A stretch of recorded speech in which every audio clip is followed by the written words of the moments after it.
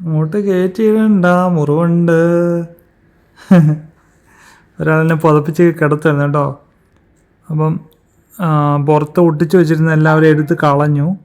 അതുകൊണ്ട് പുതപ്പ് പുതച്ച് കിടക്കാൻ പറ്റില്ല. പുതപ്പ് മുറിവരെ ഉണങ്ങി പിടിച്ച് കഴിഞ്ഞാലേ പിന്നെ വലിച്ചെടുക്കുമ്പോൾ വേദനയല്ലേ.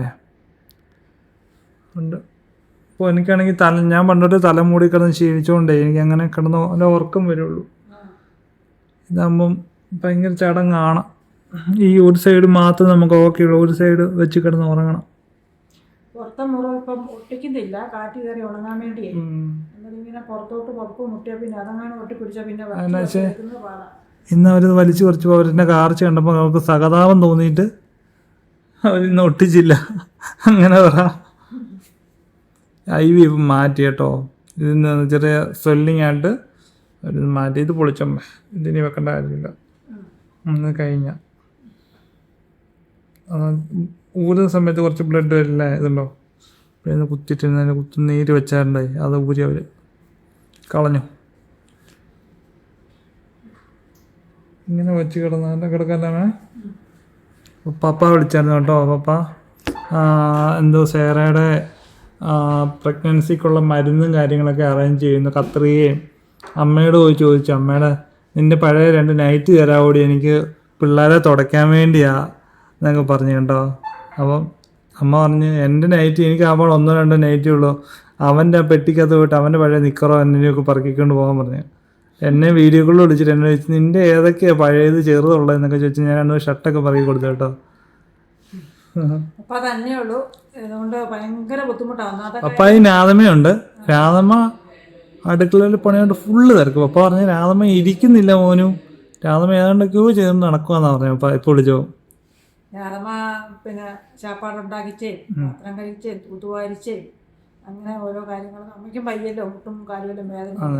അന്നേരം പറ്റുന്ന പണികളൊക്കെ ചെയ്തുകൊണ്ട് നടക്കുക. അമ്മ കുട്ടീൻ്റെ കൂടെ ഒരു ചെറിയ സഹായത്തിനുണ്ട് കേട്ടോ, എന്തെങ്കിലുമൊക്കെ ചെയ്തു പറക്കിയൊക്കെ കൊടുക്കും. പിന്നെ പപ്പാണ് ഞാനവിടെ ഉണ്ട ഒരു സന്തോഷമാണ്, എന്തെങ്കിലുമൊക്കെ ചെയ്യാനും പറക്കാനും ഒക്കെ. ഇപ്പം ഞാനും കൂടെ അവിടെ ഇല്ലാതെ വന്നപ്പോൾ തന്നെ ആളാകെപ്പാടെ ഒരു ഡൗണായി, ബുദ്ധിമുട്ടാണ്. പട്ടിക്കൂട്ടിലോട്ട് ഒരു ലൈറ്റ് ഇടാമെന്ന് പറഞ്ഞ് കുറച്ചും വിളിച്ചപ്പം എപ്പോഴും CCTV നോക്കുമ്പോൾ എപ്പോഴും പോകാൻ മിറ്റത്ത് ഓരോന്നും പറക്കിക്കൊണ്ട് അങ്ങോട്ടും ഇങ്ങോട്ടൊക്കെ നടക്കുക. ഇപ്പം എന്നിട്ട് കത്രിക, ഓയിൽമെൻറ്റ്, ഉപ്പുകറി പോയി പഞ്ഞിയൊക്കെ മേടിച്ചുകൊണ്ട് വന്നിട്ട് എല്ലാം പ്രസവത്തിനുള്ള കാര്യങ്ങളെല്ലാം ശരിയാക്കുക കേട്ടോ. എന്നാ ചെയ്യാനാ, നമുക്കിങ്ങനെ ഒരു കാലദോഷം വന്നു. അതെ, എല്ലാം കറക്റ്റ് സമയത്തായോണ്ട്. കറക്റ്റ് സമയത്ത് എന്നാന്ന് ചോദിച്ചാൽ സേറയുടെ പ്രസവം പണി നടക്കുന്നു. അതിൻ്റെ ഇടയ്ക്ക് മോനിന് ഇതുപോലെ ഒരു വയ്യാഴിക. എനിക്കിനി എക്സാം ഉണ്ടരണം, അതെല്ലാം കൂടെ വന്ന് പെട്ടുപോയി. പിന്നെ ഒരു സെമിനാറുണ്ട്, സെമിനാർ എല്ലാ പിള്ളേരും പാർട്ടിസിപ്പേറ്റ് ചെയ്യേണ്ട. എല്ലാം കൂടെ വന്നതിൻ്റെ വള്ളിയായി, പോസ്റ്റായി. പറഞ്ഞിട്ട് കാര്യമില്ല. എല്ലാത്തിനും ഇപ്പം നീ എപ്പോഴും പറയാറില്ലേ നമുക്കൊരു സമയദോഷം ഉണ്ടെന്ന്. ആ സമയദോഷം നമുക്ക് ഇപ്പോഴാണെന്ന് തോന്നുന്നു. എല്ലാം മാതാവിനോട് പറയാം, അല്ലാതിപ്പോൾ എന്നാ പറയാനാ. എന്നാ ഉറങ്ങാൻ പോവല്ലേ? അതെ, ഉറങ്ങാൻ പോവാം. വരുന്നില്ല ഇപ്പം 4 ദിവസമായിട്ട് അങ്ങനെ ഉറക്കമൊന്നുമില്ല. എനിക്ക് നല്ല ഉറക്കം വരുന്നു, പക്ഷെ എനിക്ക് ഉറക്കം നടക്കുന്നു. രാത്രി ഇന്നലെ ഞാൻ നടുവേദന പറഞ്ഞ രാത്രി അമ്മേനെ കുത്തിപ്പിക്കല്ലേ. അതെപ്പോൾ 2 മണിയായിരുന്നു അല്ലേ?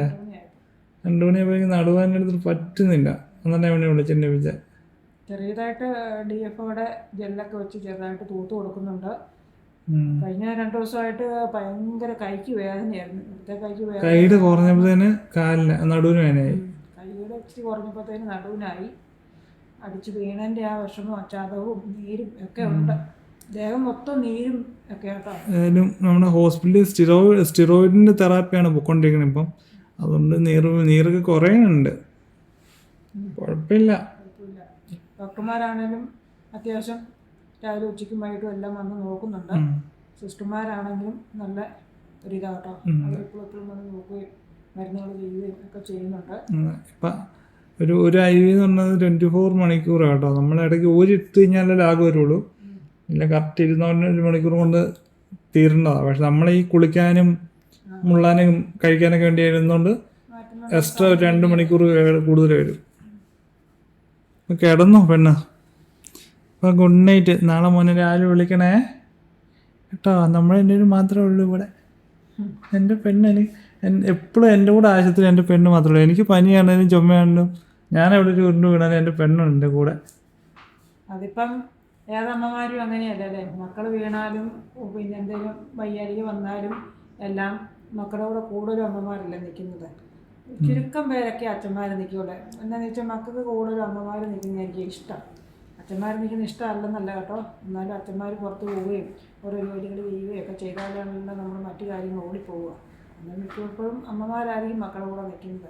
ഇവിടെ പിന്നെ പ്രത്യേകിച്ചൊരു ഇതുണ്ട് കേട്ടോ, നമ്മുടെ വീട്ടിൽ പൊന്നൂന് എന്നാ വന്നാലും മാളുക്കുട്ടിക്ക് എന്നാ വന്നാലും മോനൂന് എന്നാ വന്നാലും ഞാൻ തന്നെ പറയുന്നത്. അമ്മ തന്നെ നിൽക്കണം ഞങ്ങളുടെ കൂടെ.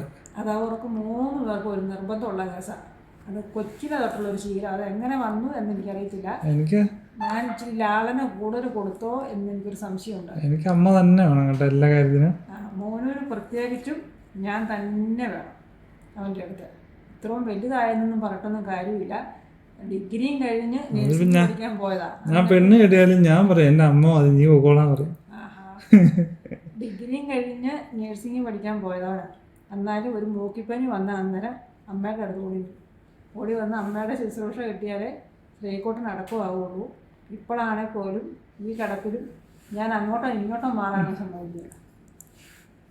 എൻ്റെ കാലിനെല്ലാം നീരായി കേട്ടോ, എൻ്റെ 2 കാലിനും നീരായി.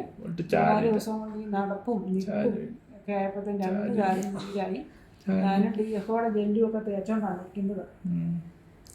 നാളെ വൈകിട്ടത്തിന് പോകാതിരിക്കും കേട്ടോ, അറിഞ്ഞുകൂടാ.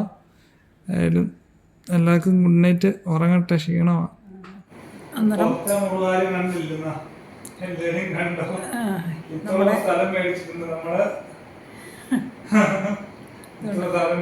ശ്രീകോട്ടിൻ്റെ പുറം മൊത്തം ചതഞ്ഞ് മുറിഞ്ഞു കേട്ടോ. ഇവിടെ നല്ല മുറിവുണ്ട്, അകത്തോട്ട് ഇച്ചിരി മുറിവ് വേറെ ഉണ്ട്. അതുകൊണ്ടാണ് ഇവിടെ ബാൻഡേജ് ഇങ്ങനെ ഒട്ടിച്ച് വെച്ചേക്കുന്നത്. പിന്നെ മണ്ടയെല്ലാം മൊത്തം ഫുള്ള് ചതഞ്ഞ് മൊത്തം കരിനീല കളറിൽ കിടക്കുമായിരുന്നു. 2 ദിവസമായിട്ട് ഇച്ചിരി കുറഞ്ഞു വരുന്നു. പിന്നെ കഴുത്തിന് വേദനയായതുകൊണ്ടും നീർക്കോളൊക്കെ ആയതുകൊണ്ടും ചതവുള്ളതുകൊണ്ടും നമ്മളൊരു ബാൻഡേജ് ചുറ്റി. പെടലിയേ അനങ്ങാതെ ഉടുപ്പിടാൻ നോക്കാം, ഞാൻ ഇട്ട് തരാം. ഇടയ്ക്കിടയ്ക്ക് ഞാൻ ശ്രീകോട്ടിനെ കളിയാക്കും കേട്ടോ. അവരപ്പടി സങ്കടമാണ്, സങ്കടപ്പെട്ടിങ്ങനെ ഇരിക്കുന്നതുകൊണ്ട് ഇടയ്ക്ക് ഞാൻ സങ്കടം പോട്ടെന്ന് ഓർത്തുകൊണ്ട് പെടലി എന്നൊക്കെ വിളിക്കും. അന്നേരം അവന് ചിരി വരും. ജഗതീനെ ഒരുപാടത്തി വിളിക്കുകയല്ലേ, പെടലിക്ക് ഇങ്ങനെ ഒരു ഹോൾഡർ ഇട്ടുകൊണ്ട് നടക്കുമ്പോഴേ പെടലിയെ എന്ന് പറഞ്ഞ പോലെ ശ്രീകോട്ടിനെ ഞാൻ ഇടയ്ക്ക് വിളിക്കുന്നുണ്ട്. എന്നാന്ന് ചോദിച്ചാൽ അവൻ്റെ ആ വിഷമവും സങ്കടമൊക്കെ മാറട്ടെന്ന് ഓർത്ത്, ഒരു സന്തോഷമാകട്ടെന്ന് ഓർത്ത് കെട്ടിത്തരാം. തിരിച്ചാണ് ഇടേണ്ടത്, പക്ഷെ പുറകെ മുറിവുള്ളതുകൊണ്ട് നമ്മൾ നേരെ നമ്മൾ പണ്ടോട്ട് തലതിരിഞ്ഞാണല്ലോ ഇപ്പൊ ഈ അവസ്ഥ വന്നത്. അതെ അതെ, ഉടുപ്പ് തിരിച്ചിട്ടാണ് കൊടുക്കുന്നത്. എന്നാന്ന് ചോദിച്ചാൽ അല്ലെങ്കിൽ മുട്ടുമ്പത്തേന് വേദന എടുക്കുന്നു. ഈ നീര് ആയിട്ടുണ്ട്, ഇപ്പൊ മാറ്റിയിട്ട് തരാന്ന് പറഞ്ഞിട്ടുണ്ട്. ഇപ്പം വന്നപ്പോൾ തൊട്ടിട്ടേക്കുന്നത്, അതുകൊണ്ട് ഇവിടെ നീർക്കോളായി. ഇവിടെ ഇനി മാറ്റിയിട്ടില്ല, ശരിയാകില്ല. അങ്ങനെയൊക്കെ ഇരിക്കുന്നു. നമ്മുടെ വീഡിയോ ആണെന്ന് പറയുന്നത് നമ്മൾ ശ്രദ്ധിച്ചാലും മറ്റുള്ളവർ ശ്രദ്ധിക്കണമെന്നില്ല. ഞാൻ എന്തുമാത്രം ശ്രദ്ധിച്ചാൽ ബൈക്ക് ഓടിക്കുന്ന ആളാണ് ഞാൻ. എപ്പോഴും ഞാൻ ഒരു വളവ് തിരിയുമ്പോൾ പോലും അപ്പുറത്തും ഇപ്പുറത്തും 2 വണ്ടി വരുവാണെങ്കിലോ ഞാൻ അവിടെ നിർത്തി പോയതിനു ശേഷം 2 സൈഡ് നോക്കിയിട്ട് എടുക്കുന്ന ആളാണ്. അപ്പം ഞാൻ വർഷങ്ങളായിട്ട് വണ്ടി ഓടിക്കുന്നുണ്ടേ. എത്ര എൻ്റെ 10ാം ക്ലാസ് അല്ലേ, ഞാനൊരു ഒരു 8ാം ക്ലാസ് തൊട്ട് ഞാൻ ബൈക്ക് ഓടിക്കുന്നത്. അതെ 8ാം ക്ലാസ്സിൽ പഠിച്ചോണ്ടിരുന്നപ്പോഴാണ് നമ്മൾ ആദ്യമായിട്ട് ബൈക്ക് മേടിച്ചത്. 8ാം ക്ലാസ് 9ാം ക്ലാസ് തൊട്ട് ബൈക്ക് ഓടിക്കുന്നത്. അതിന് ഞാൻ ആ പാടെ ബൈക്കിൽ നിന്ന് വീണിട്ടുണ്ടെന്ന് പറഞ്ഞാൽ എന്നെ ഇങ്ങോട്ട് കൊണ്ട് ഇടിപ്പിച്ച് വീഴ്ത്തിയിട്ടുള്ളതല്ലാതെ ഞാനും അമ്മയും കൂടെ ഒറ്റ വട്ടമാകും എൻ്റെ കയ്യിൽ നിന്ന് ബൈക്ക് പോയി ഞാൻ വീണക്കുന്നത്. അങ്ങനെ വെച്ചാൽ ഞാൻ ബാംഗ്ലൂരിൽ നിന്ന് വന്നപ്പം ഞാൻ എനിക്ക് പനിയായിട്ട് ആശുപത്രി പോയി. ആശുപത്രി പോയപ്പോൾ എങ്ങനെ അറിയോ, റോഡ് പണിയിൽ മിറ്റിൽ കൊണ്ടുവന്നിട്ട് ഇവർ റോട്ടിൽ കൊണ്ട് ഇറങ്ങിയിട്ടേക്കുവായിരുന്നു. എന്നിട്ട് പണി കഴിഞ്ഞിട്ട് തൂത്തിട്ടില്ല കേട്ടാണെങ്കിൽ കറക്റ്റ് വളവ് ഇറക്കും. ഇതെനിക്കറിയത്തില്ല. നമ്മുടെ പള്ളിയിൽ ആ വളവ് തിരിഞ്ഞില്ല, ഈ മിറ്റിൽ കിടക്കുന്നപ്പോൾ ഞാൻ ബ്രേക്ക് പിടിച്ചു, വണ്ടി നിന്നില്ല, മിറ്റിലേക്ക് കയറി തെന്നി വീണു, അമ്മയുടെ കൈ ഇച്ചിരി മുഴുകയും ചെയ്തു. അങ്ങനെയാണ് എൻ്റെ ഭാഗത്ത് നിന്ന് ഒരു മിസ്റ്റേക്ക് ഉണ്ട് ആ വണ്ടി ഒരു വട്ടം പറയുന്നത്. അല്ലാതെ 2 ആക്സിഡന്റ് ഇന്ന ഡിഗ്രിക്ക് പഠിച്ചിപ്പോൾ ഒരു ബൈക്കുകാരൻ കൊണ്ട് എന്നെ ഇങ്ങോട്ട് ഇടിപ്പിച്ചല്ലാതെ എൻ്റെ ഭാഗത്ത് ഞാൻ ഇന്നലെ ആരും തട്ടിയും മുട്ടിയും പോലും ആയിട്ടില്ല. തോളിട്ട് പോലും ഞാൻ തട്ടിട്ടില്ല, ഗ്ലാസ് പോലും വെച്ച്. അതുപോലെ നമ്മൾ എത്ര ശ്രദ്ധിച്ചെന്ന് പറഞ്ഞാലും ഞാൻ എപ്പോഴും പറയുന്ന കാര്യമാണ്, നമ്മൾ ശ്രദ്ധിച്ചാൽ മറ്റുള്ളവർ ശ്രദ്ധിക്കണമില്ല. മാക്സിമം ശ്രദ്ധിച്ച് നോക്കുക. കർണാടകയിലൊക്കെ പോയി കഴിഞ്ഞാൽ കന്നഡക്കാർക്ക് ബോധമില്ല, വിളിവില്ലാത്ത ആൾക്കാരാണ്. ഞാനിപ്പോൾ ഓപ്പൺ ഉണ്ടാവാറാണ്. വണ്ടി ഓടിക്കുന്ന ഓരോ റൂൾസും പാലിക്കരുത്.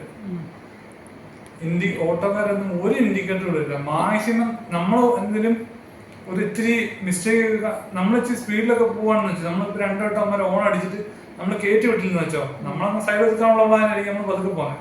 അപ്പൊ ഇമാര് നമ്മൾ ഇടിച്ചാലും എന്തെങ്കിലും കുഴപ്പമില്ല, നമുക്ക് പറ്റിയ അങ്ങ് പാഞ്ഞെടുത്തോണ്ട് പോകും. പെട്ടെന്ന് ദേഷ്യം വരുന്ന ആൾക്കാരാണ്. അപ്പൊ നമുക്ക് കുറെ ബാഡ് എക്സ്പീരിയൻസ് ഉണ്ടായി ബാംഗ്ലൂരിൽ പോയിട്ട്. ഏറ്റവും ലാസ്റ്റ് ഇത്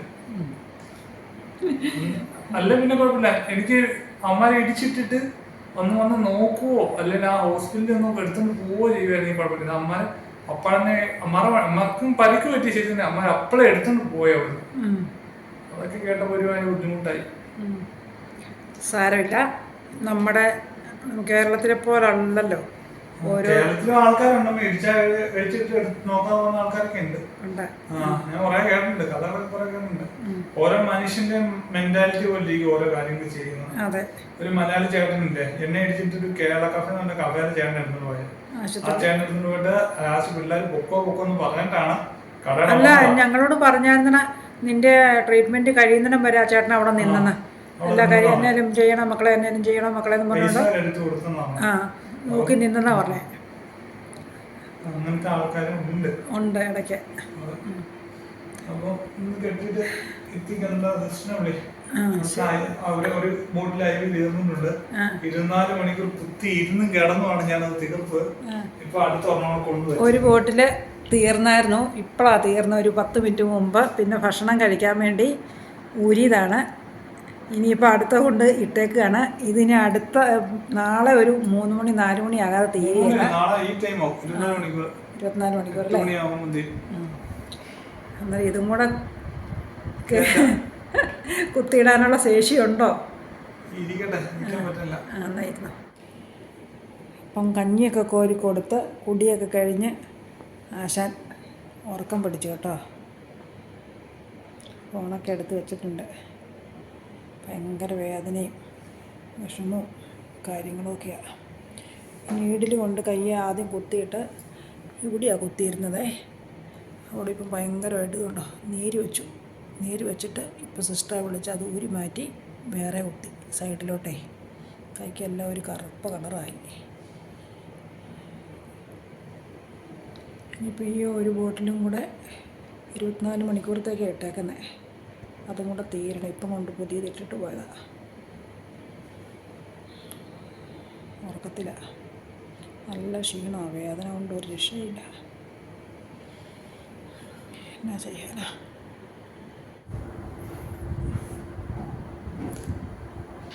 ഒരാൾ ചോറൊക്കെ എനിക്ക് കോരി തന്നെ കേട്ടോ. എനിക്ക് കഞ്ഞിയായിരുന്നു. കഞ്ഞിയും പയറും ചമ്മന്തിയൊക്കെ ആയിരുന്നു എനിക്ക് ഇന്നത്തെ ഫുഡ്. വൈകിട്ട് നമുക്ക് രോഗിക്ക് ഹോസ്പിറ്റലിൽ നിന്ന് തന്നെ ഫുഡുണ്ട്, പ്രൊവൈഡ് ചെയ്യുന്നുണ്ട് അവർ. പിന്നെ അമ്മയ്ക്ക് എക്സ്ട്രാ മേടിക്കുന്നതാണ്. എനിക്ക് ആദ്യം ആര് തന്നു, എന്നിട്ട് ഒരാൾ നിന്ന് ഫുഡൊക്കെ തന്നിട്ടേ വെള്ളമൊക്കെ കോരി കഴുകിയൊക്കെ വെക്കുന്നുണ്ട് കേട്ടോ. എൻ്റെ ഉടുപ്പൊക്കെ ഞാൻ ഊരി ഇട്ടിച്ച് നേരത്തിന്. ഇതുണ്ടോ, ഇതെല്ലാം ബ്ലഡാണേ. എൻ്റെ പുറത്തുനിന്ന് പോകുന്ന നടക്കാൻ വയ്യ. എന്നാലും ഞാൻ 5 മിനിറ്റ് എണ്ണീറ്റ് നിന്ന് കേട്ടോ. കട്ടിൽ തന്നെ കിടന്നിട്ട് ഞങ്ങൾക്ക് പറ്റുന്നില്ല. പുറത്ത് മുറിവുള്ളതുകൊണ്ട് നേരെ നിൽക്കാൻ പറ്റില്ല. ഒരു അടിവില്ല് പോലെ വളഞ്ഞേ നമുക്ക് എപ്പോഴും നിൽക്കാൻ പറ്റുള്ളൂ. പുറത്ത് മുറിവല്ലേ, അപ്പം ആ മുറിവ് കരിഞ്ഞ് തൊലിയെല്ലാം പൊളിഞ്ഞ് പോകാതെ നമുക്ക് നേരെ നിൽക്കാനേ പറ്റില്ല. കഞ്ഞി കുടിച്ചു, ഞാനും ഇച്ചിരി കഞ്ഞി കുടിച്ചു. അവനിവിടെ ഫുഡ് ഉണ്ട് കേട്ടോ. രാവിലെ ഉച്ചയ്ക്കും വൈകിട്ടും ഒക്കെ ഫുഡ് നമുക്ക് ഇവിടെ ഇൻക്ലൂഡാണ്. പിന്നെ സെപ്പറേറ്റ് മേടിക്കണം എനിക്ക് കഴിക്കണമെങ്കിൽ. പിന്നെ ഞങ്ങൾ രണ്ടുപേരും കഴിച്ചു, പാത്രമൊക്കെ കഴുകി പുറത്ത് വെച്ചാൽ മതി, അവർ വന്ന് എടുത്തുകൊണ്ട് പോകും. അപ്പം നമ്മൾ എവിടെയാണ് ഉള്ളതെന്ന് ഇതുവരെ പറഞ്ഞില്ല. നമ്മളിപ്പം തൊടുപുഴ സ്മിത ഹോസ്പിറ്റലാണുള്ളത്. നമ്മുടെ ഒരു ഡ്രൈവർ റെക്കമെൻഡ് ചെയ്തിട്ടാണ് നമ്മൾ ഇവിടെ വന്നത്. ഈ ഹോസ്പിറ്റലിൽ കുഴപ്പമില്ല കേട്ടോ. അത്യാവശ്യം ഫെസിലിറ്റീസ് എല്ലാം ഉണ്ട്. അത്യാവശ്യം നല്ല നേഴ്സുമാരുടെ ആണെങ്കിലും ഡോക്ടർമാരുടെ ആണെങ്കിലും ഇടപെടലൊക്കെ അടിപൊളിയാണ്. കുഴപ്പമില്ല, അത്യാവശ്യം നല്ല ഹോസ്പിറ്റലാണ് കേട്ടോ. ഇങ്ങനെ ഒരു കേസായപ്പം നമ്മൾ 3-4 പേരോട് ചോദിച്ചപ്പോൾ അവർ പറഞ്ഞ് നിങ്ങൾ ഒന്നെങ്കിൽ കോട്ടയം കാരിത്താസിൽ പോയില്ല, സ്മിതയിൽ പോകാൻ പറഞ്ഞു. അപ്പം നമ്മൾ ഇവിടെ മൂവാറ്റുപുഴ അടുത്താണല്ലോ, നമുക്ക് എന്തെങ്കിലും ആവശ്യമുണ്ടെങ്കിൽ അവരുടെ അടുക്കലോട്ട് പോകാമല്ലോ. ഇതിന് ഹെൽപ്പ് വേണമെങ്കിൽ നമ്മൾ നേരെ ഇങ്ങോട്ട് വരുവാണ് ചെയ്തത്. നല്ല ഹോസ്പിറ്റലാണ്, എല്ലാവിധ ഡോക്ടർമാരും ഉണ്ട്. എല്ലാം ന്യൂറോ ആണേലും ഓർത്തോയിലെല്ലാം ഉണ്ട്. എല്ലാവരും ഉണ്ട്. അതുകൊണ്ട് പിന്നെ നമ്മുടെ ആൾക്കാരൊക്കെ കൂടുതലും ഇപ്പോൾ പറയുന്നൊക്കെ പല ഭാഗത്തോട്ടാണ് കൂടുതലും ചാടുന്നത്. എല്ലാവരും ഇങ്ങോട്ടൊക്കെ തന്നെയാണ് വരുന്നത്. നമ്മുടെ കുട്ടുമ്പം പോയിട്ട് നമ്മുടെ വേറെ പ്രഗ്നൻ്റ് എന്ന് പറഞ്ഞായിരുന്നല്ലോ. അപ്പോൾ ഒപ്പായും നമ്മുടെ രജനി കുഞ്ഞുമ്മയുടെ സുനിലിറ്റുമ്മനോട് കൂടി ഇന്നൊരു കൂടൊക്കെ പണിതിട്ടുണ്ട് കേട്ടോ. ഒരു ഡെലിവറി വാർഡൊക്കെ പണിതിട്ടുണ്ട്. അപ്പോൾ അതിൻ്റെ പരിപാടിയായിട്ട് അവരിന്ന് തിരക്കായിരുന്നു. പിന്നെ ഞാൻ പറഞ്ഞല്ലോ നമ്മുടെ മൂവാറ്റുപുഴയിൽ നിന്ന് അവർ വന്നിട്ടുണ്ടായിരുന്നു. ഓരോരുത്തരും അച്ഛനും അമ്മയും അഞ്ജലി എന്ന് പറഞ്ഞാൽ പൊന്നുവിൻ്റെ മൂത്ത നാത്തൂൻ, ചാരി നിൽക്കാതെ മൂത്ത നാത്തൂനും ഹസ്ബൻഡും പിള്ളേരും കൂടെ വന്നിട്ടുണ്ടായിരുന്നു. ഒരു 2-3 മണിക്കൂർ അവിടെ ഇരുന്ന് ഞങ്ങളോട് വർത്തമാനമൊക്കെ പറഞ്ഞ് ശ്രീകോട്ടൻ്റെ രോഗവിവരങ്ങളൊക്കെ അന്വേഷിച്ചു. എല്ലാം വർത്തമാനമൊക്കെ പറഞ്ഞ് ഒരു 2-3 മണിക്കൂർ കഴിഞ്ഞാണ് അവർ പോയത്. അവർ പോയി കഴിഞ്ഞാൽ അന്നേരം നമ്മൾ ഉപ്പുകരയിൽ നിന്ന് എൻ്റെ കുഞ്ഞമ്മ വന്നിട്ടുണ്ടായിരുന്നു കേട്ടോ. കുഞ്ഞമ്മയും മകനും ആങ്ങളെയും കൂടെ വന്നിട്ടുണ്ടായിരുന്നു. കുഞ്ഞമ്മയെന്ന് പറഞ്ഞാൽ എൻ്റെ അമ്മയുടെ അനിയത്തി മകനും പിന്നെ എൻ്റെ ആങ്ങളെയും കൂടെ വന്നിട്ടുണ്ടായിരുന്നു. അവരും ഒരു 1/4 മണിക്കൂറോളം ഇരുന്ന് വർത്തമാനമൊക്കെ പറഞ്ഞ് ഭയങ്കര സങ്കടമായിപ്പോയി. അവർക്കൊക്കെ ശ്രീകോട്ടൻ്റെ കിടപ്പും പ്രകൃതവും ഒക്കെ കണ്ടിട്ട് കുഞ്ഞമ്മയ്ക്ക് അപ്പടി സങ്കടമായിപ്പോയി. ഉമ്മയൊക്കെ തന്നിട്ട് പോയിട്ട് പാവമുണ്ട്. കെട്ടിപ്പിടിച്ചൊരു ഉമ്മയൊക്കെ കൊടുത്തിട്ട് പോയി. എന്നാന്ന് ചോദിച്ചാൽ കുഞ്ഞിനെ നമ്മുടെ ഉപ്പരാശുപത്രി എല്ലാവർക്കും അറിയാമല്ലോ. നമ്മളെപ്പോഴും വീഡിയോയ്ക്ക് അത് കാണിക്കുന്നുണ്ട്, അവർക്കറിയാം. നമ്മളെ ഒരു ആശുപത്രി ഇവരൊക്കെ കുഞ്ഞായിരുന്ന സമയത്ത് കയ്യെ പിടിച്ചുകൊണ്ട് ആശുപത്രി ചെല്ലുമ്പോൾ അപ്പാപ്പൻ എന്ന് പറഞ്ഞാൽ കുഞ്ഞമ്മയുടെ ഹസ്ബൻഡാട്ടോ. അവിടെ ചെറിയൊരു ചായക്കട ഉണ്ടായിരുന്നു. അന്നേരം ഇവരവിടെ ചെന്ന് കഴിഞ്ഞ് അന്നേരം പലഹാരങ്ങൾ എടുത്തു കൊടുക്കുകയും ചായ എടുത്തു കൊടുക്കുകയും കടയ്ക്കകത്തൂടെ എല്ലാം വിലകി ഓടി നടന്ന് ഭയങ്കര കൊഞ്ചിച്ച് ചേച്ചിയുടെ മകളുടെ കുഞ്ഞുങ്ങളെന്നുള്ള ഒരു നിലയ്ക്ക് അവർക്ക് ഭയങ്കര കാര്യമായിരുന്നു കേട്ടോ. ഏറ്റവും ഇഷ്ടം പൊന്നുവിനെ തന്നെയായിരുന്നു. പൊന്നുമില്ല ആദ്യമായിട്ടുണ്ടോ കുഞ്ഞ്. അന്നേരം നമ്മൾ ഉപ്പാരാശുപത്രിയിലാണ് ഞാൻ പൊന്നുവിനെ പ്രസവിച്ചത്. അന്നേരം അപ്പാപ്പനും കുഞ്ഞമ്മയാണ് ചൂടുവെള്ളം തിളപ്പിച്ചുകൊണ്ട് തരുന്നതും കട്ടൻ ചായ ഇട്ടുകൊണ്ട് വരുന്നതും പൊന്നിൻ്റെ തുണികളെല്ലാം താഴെ കൊണ്ടാണ്. അതിപ്പോഴാണേലും നമ്മൾ ആശുപത്രിയിൽ പനിയായിട്ട് വരുവാണെങ്കിലുണ്ടോ ഡോക്ടർമാർ അവിടെ കണ്ടില്ലേലും ഇവരാരിലും മാമനോ അപ്പാപ്പനോ കുഞ്ഞമ്മയോ ആരിലും അവിടെ കാണും. എന്നാടി വന്നേ എന്നാൽ വീട്ടിൽ ഒന്ന് കയറിയിട്ട് ചോറുണ്ട് പോട്ടോ. നമ്മൾ ആശുപത്രിയിൽ ചെന്നിട്ട് ചോറും അവിടെ താഴെ ഇറങ്ങി ചെല്ലാതെ പോയിട്ടുണ്ടെങ്കിൽ അതൊരു വിഷമമാണ്.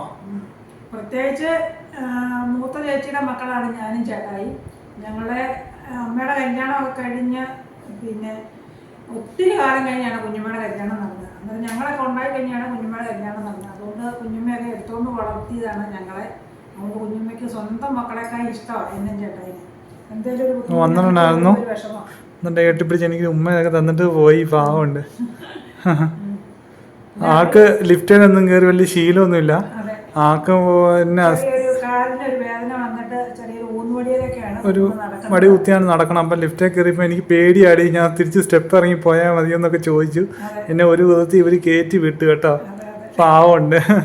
അപ്പം അതെടുത്ത് വെക്ക്. ഞാൻ ഇരിക്കട്ടെ, എനിക്ക് നിൽക്കാൻ പറ്റില്ല. ഞാൻ കുറച്ച് നേരം മെല്ലെ നമ്മൾ നടന്നില്ലേ ഉണ്ടല്ലോ, ബ്ലഡ് സർക്കുലേഷൻ ഒന്നും പ്രോപ്പറായിട്ട് നടക്കുകയല്ല. എപ്പോഴും ഈ ബ്ലഡിൽ കിടന്നു കഴിഞ്ഞാലേ മടുപ്പല്ലേ. അതുകൊണ്ട് ഞാൻ ഇച്ചിരി നേരം ഒന്ന് എണ്ണീറ്റ് നിന്നാ കേട്ടോ.